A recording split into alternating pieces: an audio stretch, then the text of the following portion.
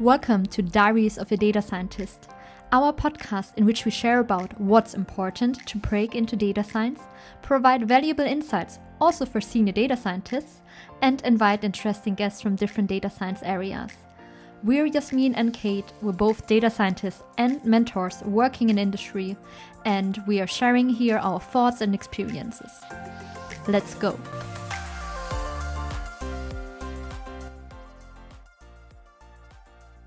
Hi, and welcome to the second episode, Diaries of a Data Scientist.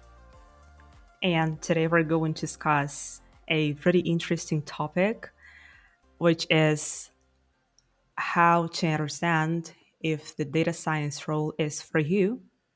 Is the right And one for you? because it's pretty important, I guess. And we're going to cover three different aspects of that. The first is pretty much how to understand it, which kind of personal traits maybe you should have in order to get into the tech field as a data scientist. And that Yasmin and I will go through different roles that we have in the data industry. And then we will finish, I hope today, with what kind of skills in tech and soft skills you should better have in order to succeed in this position. Exactly. So it's maybe gonna be a bit longer episode than our first one.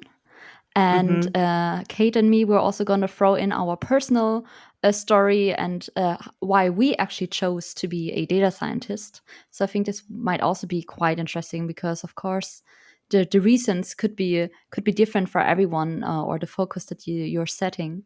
And we hope that with like this episode, this maybe helps like career starters or also people who think about breaking into data science to kind of make out if data scientist is the right role for them. Yep, totally true. Great. And maybe we can pretty much start and dive into the topic, and that I will ask you, Yasmin, the first question. Yeah, let's do that. Why did you decide to go to the data science field? Or maybe like, firstly, why decided to go to the tech field? And then secondly, why decided to go to the data science specifically field? What do you Yeah, think? nice. And it's really also a quite common question in the data science mentorings. So it's usually part of the getting to know each other in the beginning. So yes, tech field first. For me, this was quite given as part of my my undergrad, my bachelor study, which I did in this dual system together with SAP, the European software company. So I kind of like at I don't know, I was 17 or 18, decided to study business information technology together with SAP, and this kind of brought me directly into the tech field. And the reason why I decided this was basically that I had the experience from school, so I was already like having informatics or computer science as a subject at school, which I was really happy about because if I didn't get to practice it at school, I would have never had the self esteem to choose the study. And for me, it was always like being able to create something new in computer science, which always fascinated me. And I just felt that, the innovative drive and like being at the forefront of doing something with the tech industry was always what kind of fascinated me and captured my interest. And so I could have never imagined to, I don't know, work at the town hall or so. Yeah. So this just wasn't for me. And I need challenges. I need to be kind of, like where the action is. So for me, this was perfect with the tech industry. And how I got into data science. So I think this was in the end really like multiple smaller decisions. So it's not like at one day I woke up and said, I'm going to be a data scientist, but rather that during my studies, I got more and more into the area of like developing based on data and also developing data driven prototypes. And I just found this so fascinating that based on this data, you can actually help a business and you can make better business decisions. So for me, it was mostly about this kind of what do you use data science for? So the applied outcomes. And I just got fascinated by this whole machine learning industry and research, and it's just so it's really fast paced. Also, you have to say Yeah. that it's really fast paced. But I just love, you know, scratching on the edges of this artificial intelligence part and being a part of Mm-hmm. this. Yeah, and then Mm-hmm. this brought me into data science. That is cool. I just kind of recall one of my talks with head of developers in the US that I had last week. And we we laugh a lot about how people presume that the data science is something magical. And he was like, we're actually right now rewatching with my wife Harry Potter. And he was like, let's start calling from this point of time people muggles and monks. If they do think that data science is magical, that, okay, all of us are like wizards and all of them are like muggles. I think as long as people think it's like good magic happening, I think that's great. But I Yes. also heard people saying stuff like, "Oh, it's like black magic happening in data science," Black. because they didn't really trust it, right? And I think that is Mm-hmm. something that we need Yes. to think about, and that's why this whole work around transparency and explainability is going to be more important in the future, because I Yeah, think definitely. people really need to still have some trust in what we do. So magic Yeah. is good, black magic maybe not. Well, which is actually black magic, I would say, is pretty much referring to the black box. Usually, when you go to the Exactly. articles, you would have like input data and then black box, something is weird happening in there, and then you have the output and everyone is happy. Yeah. So this is pretty interesting.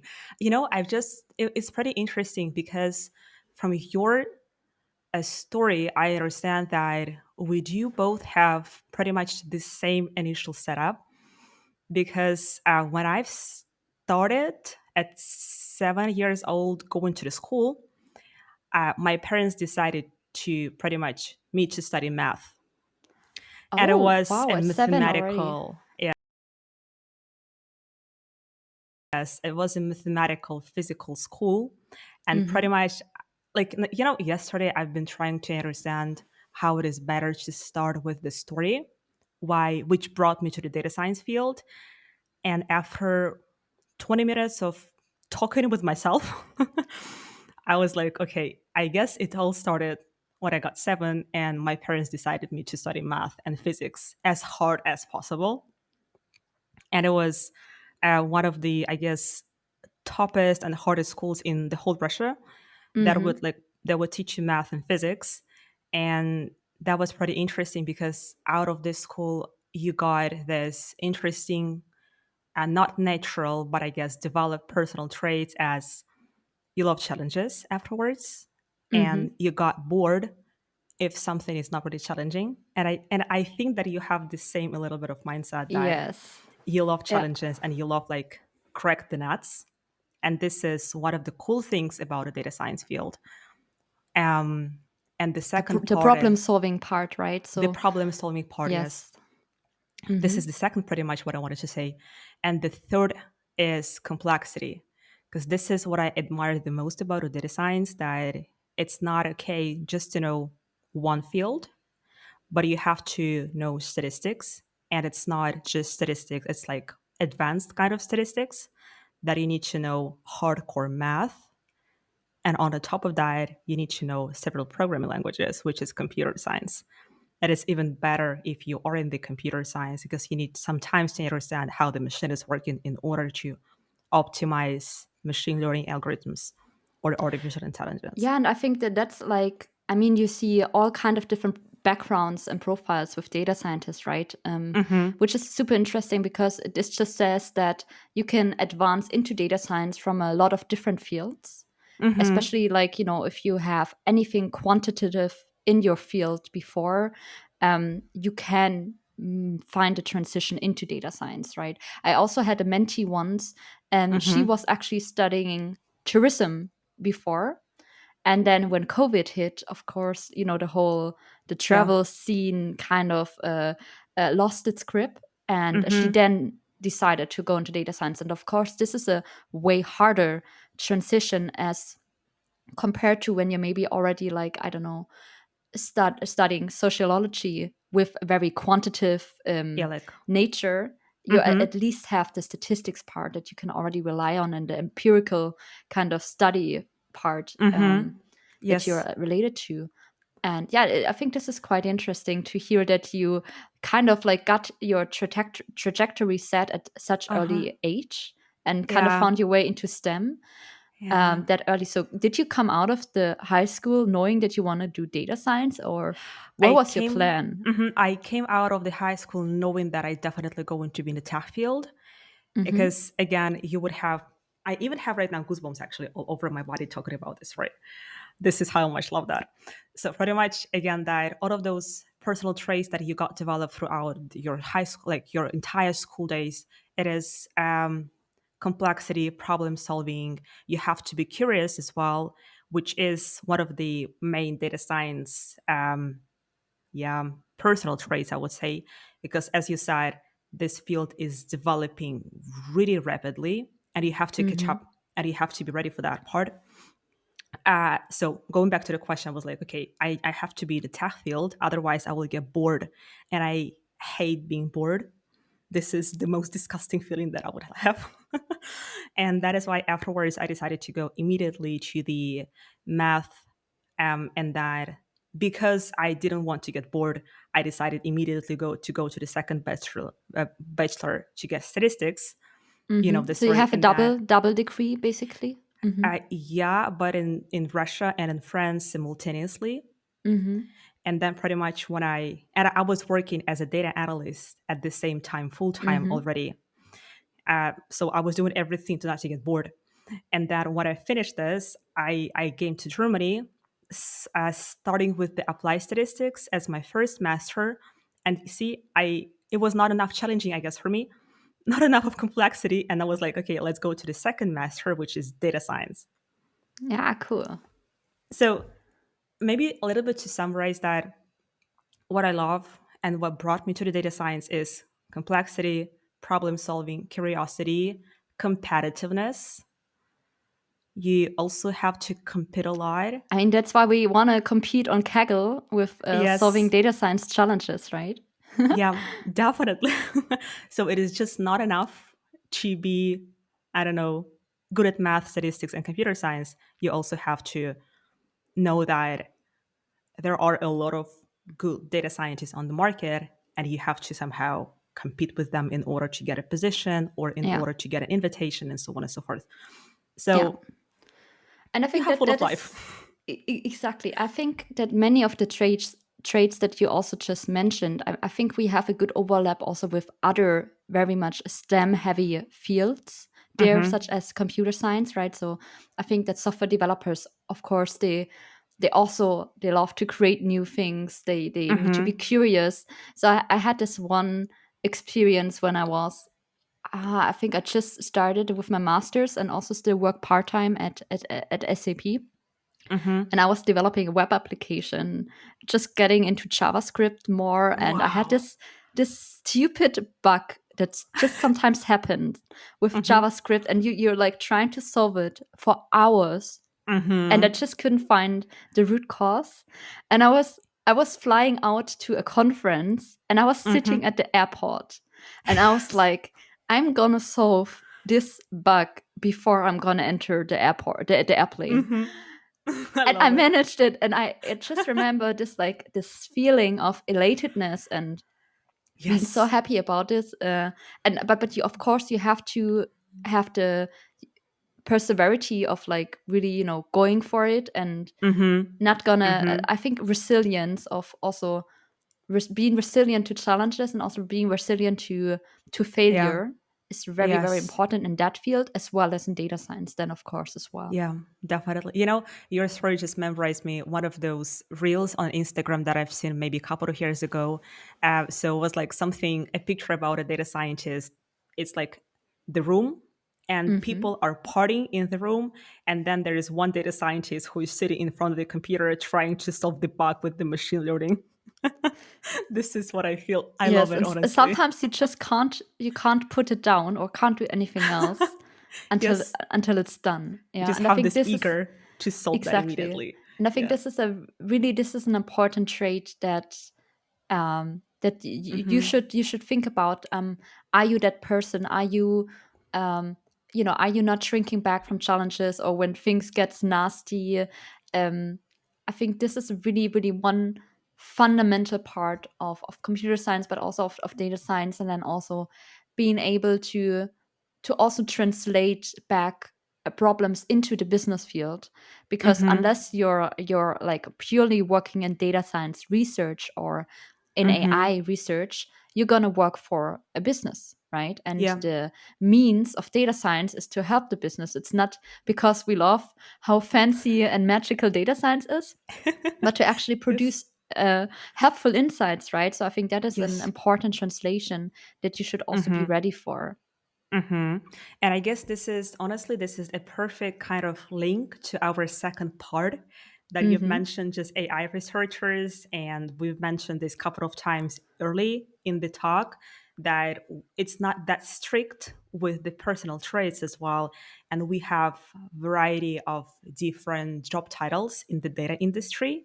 And I would say that it really helps the starters or people who think about going into the data science. What is that, and what are the differences between all of those roles? Yes, that's a great transition, and it's not Mm-hmm. like just a data scientist, and if you can't see yourself in that role, like it's all or nothing. And I think that is something that I also always share with my mentees. Right, there are many other related roles, and all of them are Mm-hmm. important to make kind of the value chain work of Mm-hmm. producing insights from data for big businesses. And I think Mm-hmm. you just have to find the right spot for you on this kind of value chain. And Mm-hmm. I think there are different focus points as well. And so, Kate, let's maybe start with the one role that you've mentioned before. You said Mm-hmm. that you've worked in the beginning of your career as a data analyst. So Yes. how would you describe the role of a data analyst? I would say that you would have in there kind of two directions.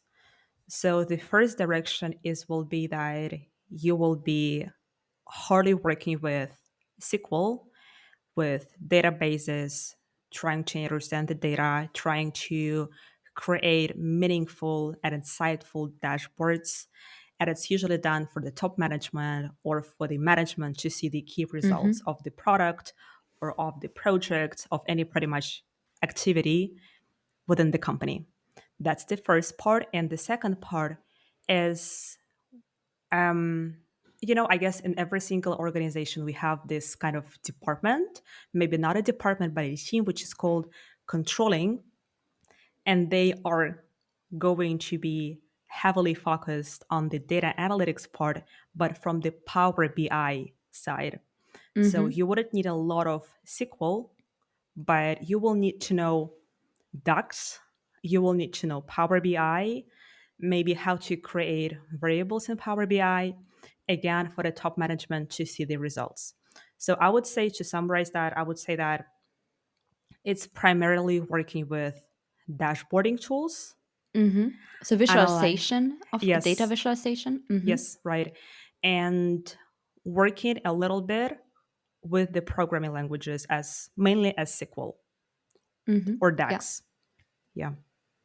Okay, So cool. I would say So, that from my experience, it's about this. yeah. So, would you say that, like, imagine you're transitioning from a different field and you want to break into data science? Would you say Mm-hmm. that this would be a good kind of entry role I because would it's say not yes. as kind of Mm-hmm. stats heavy and Mm-hmm. computer science heavy as other roles? I would say yes. Well, at least in my journey, this is how it happened. I got into the data analytics firstly, then I got to the data engineering, and then I got to the data Mm-hmm. science. I've been through all of those positions, and Wow. this, yeah, and it like kind of gave me this a little bit of flavor, yeah, and also it gave you a little bit of understanding between differences, because this is, I guess we have discussed this maybe with you last year or something like that, that Mm-hmm. a lot of companies are not enough, like mature enough in order to distinguish between different Between different positions. roles. Yeah. Mm-hmm. Yeah. And they think that the data science is the same as data analyst, data engineer, developer, cloud architect. database manager, whatever it is. You're the And whole IT department. yes, the whole IT department is one person. And I think it's, yeah, it will really bring you this understanding between different positions. Yeah, yeah, great. And I think Yeah. also, um, it's not like that. So imagine you're fresh coming out of the university. It's not Mm-hmm. like that your first job is very likely going to be your immediate dream job, or like the Yeah. final ultimate position at the end of your like journey. Yeah. So it's okay to start in a kind of related role, in a slightly different role, if it's easier for you to break into that role, and work yourself towards the kind of position that you actually have in mind. And I think you Mm-hmm. can, it's not just that you get a like a broader portfolio like what you just said, Kate, but I think Mm-hmm. there's many skills that are really Mm-hmm. well transferable into the Yes. between the roles. And I think that this will definitely not hurt your kind of Mm-hmm. career, Mm-hmm. to start in a related role and then shift Mm-hmm. into another one. And Mm-hmm. also I Yeah. think what's important, Totally right, agree. it's not like there's this one, I guess there are Wikipedia pages on these different job titles, right? But Yes. Mm-hmm. honestly, it's not like there's a mainstream definition of these roles with like the 5 top skills. If you Mm-hmm. ask different people working in that field, you will get slightly different answers about what a data analyst does versus a data Mm-hmm. engineer and versus a data scientist and so on, right? So this Mm-hmm. is mainly Kate's and mine experience about these roles, and also what we've taken from the mentorings, and our Yeah. experience that we shared there. Um, Yeah. so please don't think that there are other definitions out there.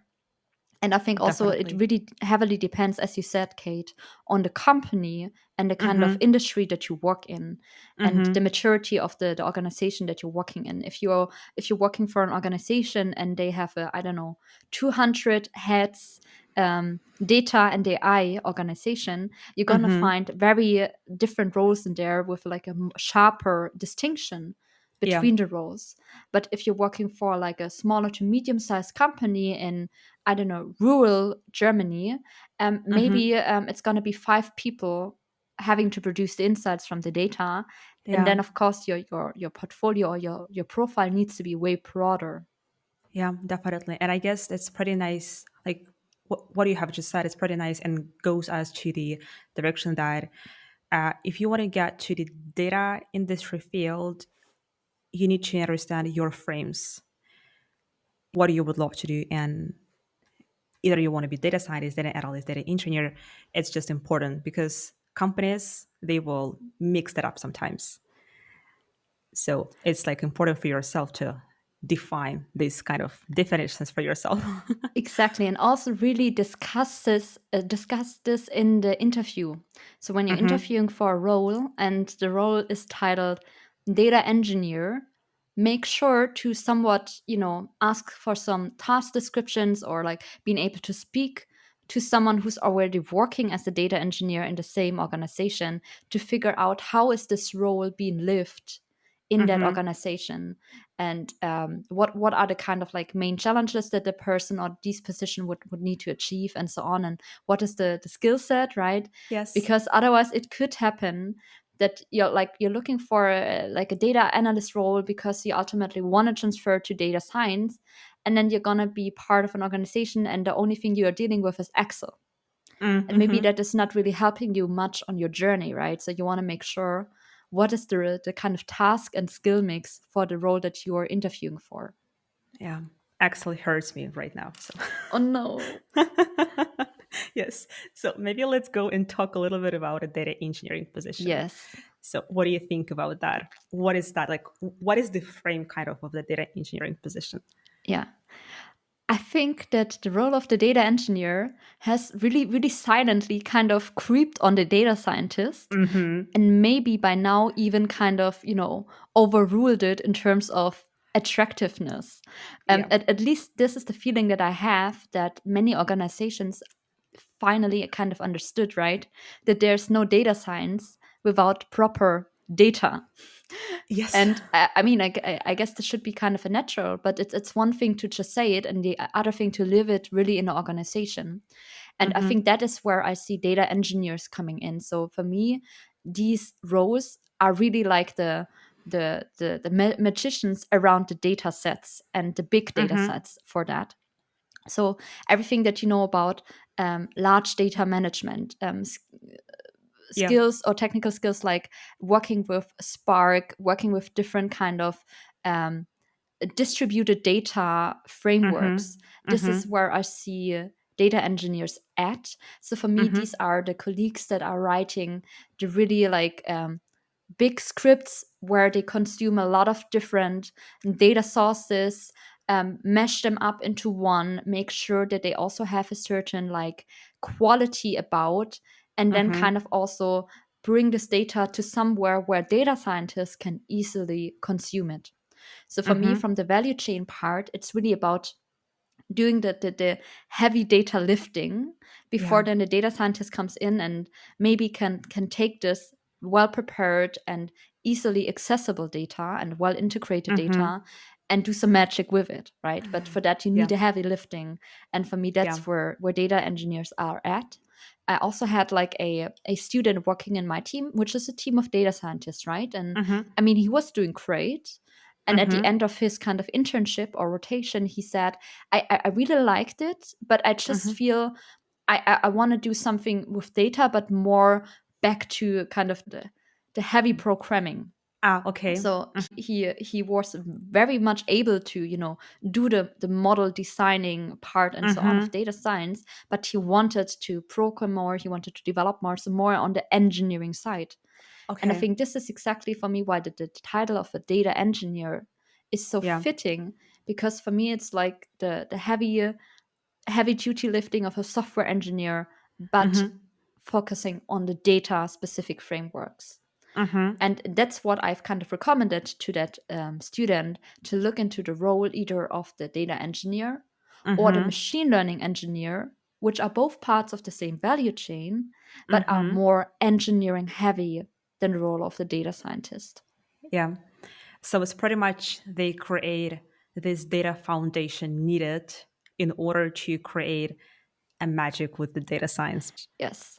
And Yeah. I really mean it. Do you know this famous or like maybe even infamous article of the Harvard Business Review? I think it was in 2010, where they basically Mm-hmm. said data scientist is the sexiest role Oh of the yeah, of 21st course. century. I think Mm-hmm. everyone knows this in our Yes. field, right? Yeah. And Yeah. I really feel that this has kind somewhat shifted to the data engineer role. So of course, Mm-hmm. data scientists are still heavy in demand and so on. It's Mm-hmm. very, very much future proof role. Mm-hmm. But I Yes. think data engineer, like looking at, for example, US salaries and West Coast salaries, I think you can Mm-hmm. earn even more as a very Engineer. well, Mm-hmm. exactly.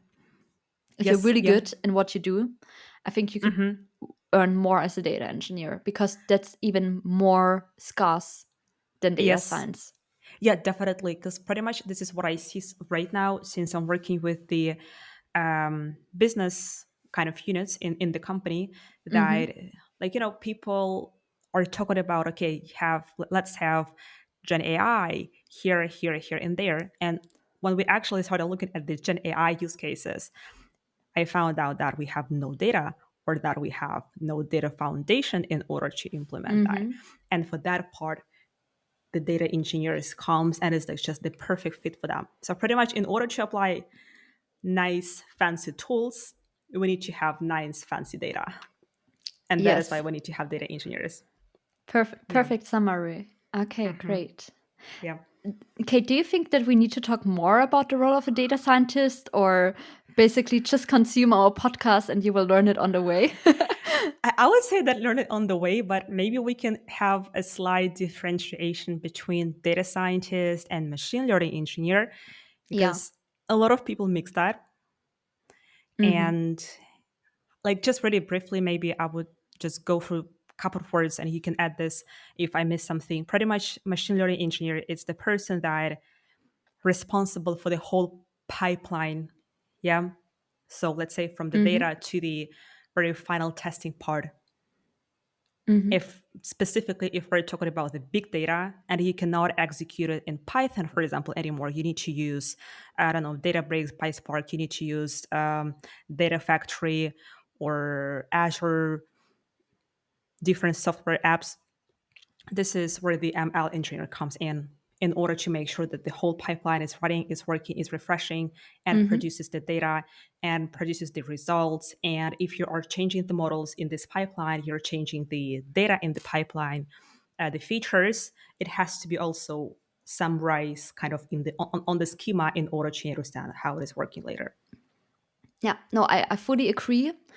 So for me, the role of the machine learning engineer is like revolving about basically two things, or two words, one being deployment. So Mm-hmm. for me, the machine learning engineer is basically the person that is, that the data scientist is handing over their work to. Yeah. Data scientists, all nice and funny, working in your local Jupyter notebook. Of Yes. course, you shouldn't do that, but that's how it goes maybe in the beginning, right? You're Mm-hmm. working on your very nice small local Jupyter notebook. You don't care about scalability. You don't care about data Yes. integration and how to actually Mm-hmm. deploy that in a Mm-hmm. productive system. Mm-hmm. And for me, that's where the machine learning engineer comes in as a savior to save the day and take whatever the data scientist has worked on in nights and days Yes. and makes this scalable, makes it robust, and brings this into the deployment pipeline and also makes sure that it's well integrated into operational and productive systems. So for me, deployment and this really awful Mm-hmm. word of productionization is Mm-hmm. what Mm-hmm. kind of makes the role of the machine learning engineer. Yeah. And maybe I just like saw that on our pretty much list that we wanted to cover. We have ML engineer, right? And we also talk a little bit about a statistician. So Hmm. going to the different kind of part.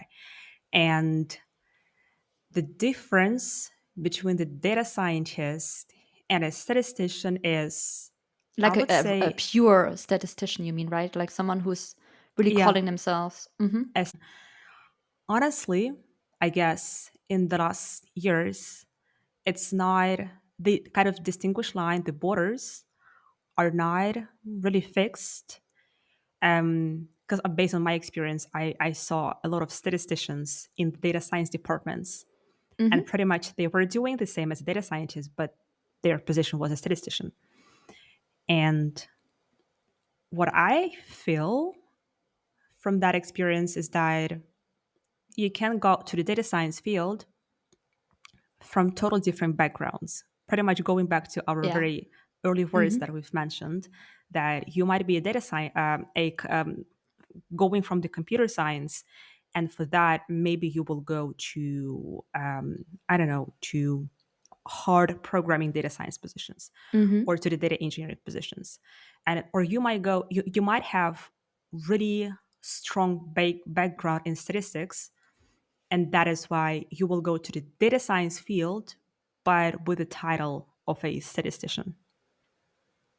That is also And possible. yes, and I think, I mean, we all agree on that statistics is going to be a large part of the Mm-hmm. tool set of a data Yeah. scientist, right? Yeah. And I think you can definitely kind of see data scientists who come in more from the computer science world, and then Mm-hmm. naturally they have to learn more and kind of upskill in the area of Mm-hmm. statistics.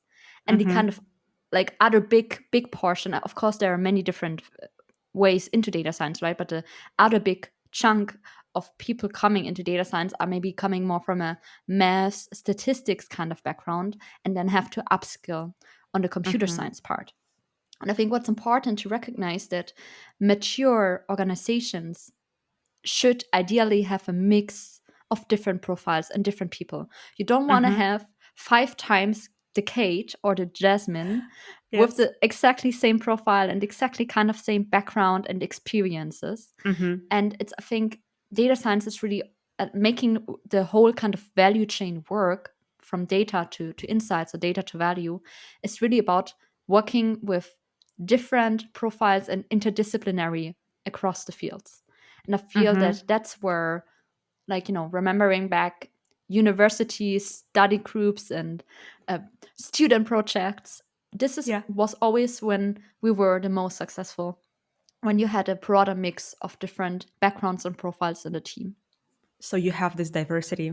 I love that. It's Yeah, honestly amazing. diversity in skill and perspective. Of course, I mean there Mm-hmm. are other diversity dimensions like Yeah. gender, age, and so on. Countries. But for what I wanted to basically focus on is really saying diversity in different profiles and backgrounds coming into data Mm-hmm. science. And because it's only like, I don't know, 5 or 6 years since here, for example, in Germany, um, data science study programs picked up, right? Mm-hmm. So Mm-hmm. when I did the data science master at Uni Mannheim, it was Mm-hmm. 2018, and I think it was the second semester ever that that I was on. Mm-hmm. So it's not that long ago that you don't even have data science Yeah. programs, but still there were people working as a data scientist or working in the Yeah. task that today we call data scientists, right? Mm-hmm.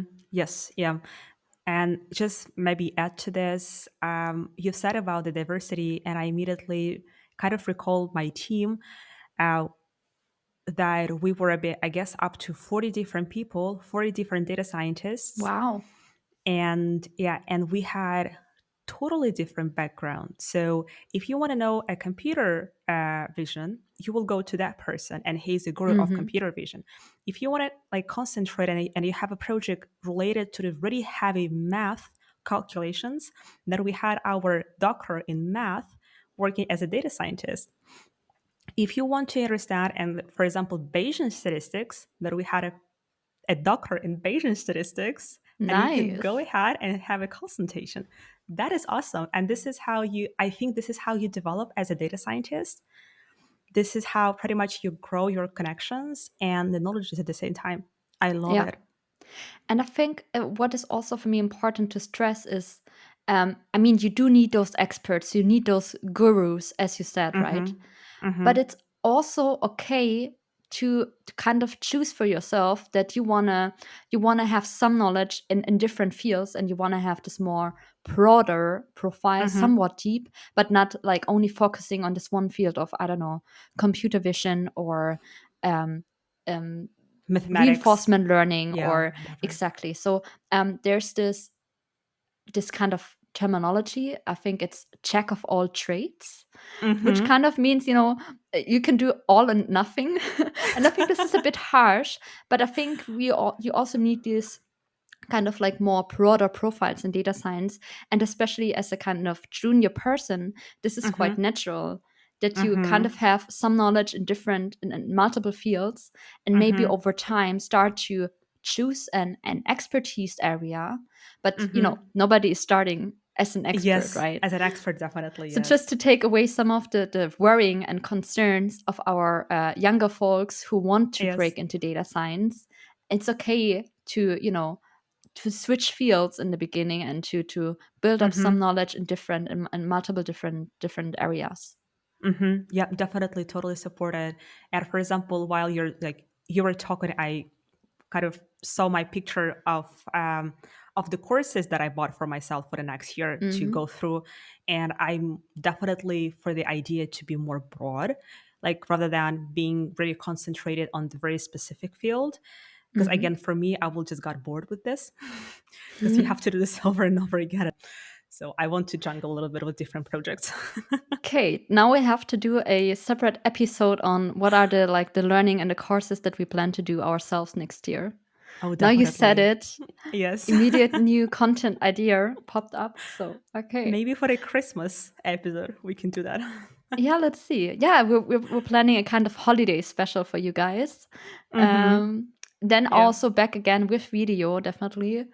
And yeah, maybe to wrap things up. And for me, it was the kind of point where you said, "Oh, there was this expert, and you just you have to know who to go to for what, right?" Mm. So Mm-hmm. ultimately, it's so amazing how it again boils down to having a network Yes. of colleagues and experts that that you can turn to, Mm-hmm. which is for me also partially like a somewhat a soft skill, right? For some people it's easier to build up this network and to Mm-hmm. have this kind of idea of do I need to go to for what challenge. And Mm-hmm. for others, it's really like that they have to force themselves to network and Mm-hmm. maybe, I don't know, be more social and really like to have this as a skill, right? Mm-hmm. What other soft skills would you say are important for the role of the data scientist specifically? I would say the first part is communications, Hmm.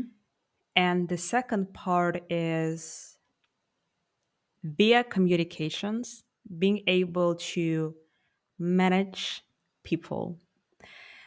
Maybe I will not talk about this specific case in this specific episode. Definitely go through this case later when I did had a project that seemed to be very technical at the very beginning, but afterwards, after I would say a month, it turned out to be a pure communication project. Oh, okay. And in order to close the project, I had to communicate a lot with business side because we had problems again understanding that data science is magic on the business side, although it was not possible to do anything better on the technical side. And this is pretty much a data scientist for me is a person that has technical skills and at the same Hmm. time soft skills. And for example, if you want to go to the team lead positions or if you want to go to the senior positions, you need to have those soft skills in order to manage people, in order to pitch the projects, in order to organize it, and increase the acceptance rate. Yeah. And for me, it's also really understanding what the business wants and what they need, what your business stakeholder wants, Mm-hmm. right? As mentioned, it kind of depends on the maturity of the organization. And in big organizations with like very big data science projects as well, which costs million, you maybe Mm-hmm. have roles that are actually supporting you on the business requirements, business translation part. But of course, you don't always have this luxury as a data scientist. And Yeah. this is what I've meant with, unless you're like, I don't know, really fully focusing on AI research and you're part of like a more the academic field of data science is there to serve the business. And I Mm-hmm. think that is what you really have to also think about as a data scientist. It's not like that you can lock yourself in In the for cave. weeks, Yes. exactly, weeks, and just program, but you have to communicate and you have to interact with different roles, as we just Mm-hmm. heard today. Mm-hmm. So I think for me, the data scientist is also somewhat the kind of coordinator along this line, because I mean, how should the data engineer know what they should do? I mean, Yeah. they need some direction and guidance. Also, the data scientists have to tell them, ultimately, I have this and this in mind. So this is somewhat the data that I need. And then data Mm-hmm. engineers, they can bridge this gap because Mm-hmm. they kind of they need to understand the data scientist needs, right? Yeah. And it's also important for the data scientist to communicate to the machine learning engineer, okay, these are the properties of the algorithm that I've designed, and so on, and kind of also help with this transition into the productionization. So it's Yeah. not just with the business, but also with the different roles. And in the end, Mm-hmm. I see them somewhat as also the coordinator, as you said, the organizer, Mm-hmm. coordinator Mm-hmm. of making sure that ultimately you bring insights from your data. And I Yeah. think the most important part, I mean, we all know the situation. You have to find a presentation, and Yeah. the business wants to know what you've done the past weeks. Mm-hmm. And I think it's always helpful if you can simplify the ideas and also help them to understand what you're doing, because this ultimately builds trust. But the simplification, this is really not trivial. And I think that's the Mm-hmm. best data scientist who can break down very complex topics, as you said, Kate. The complexity Mm-hmm. is often Mm-hmm. very high, into smaller chunks that are understandable by people not working in the data science field. Exactly. Because maybe to add to this, you guys, you will be working with stakeholders. And it means that you need to be able to talk and to explain how your new modern tool is working to the business people that have no idea about the applied part.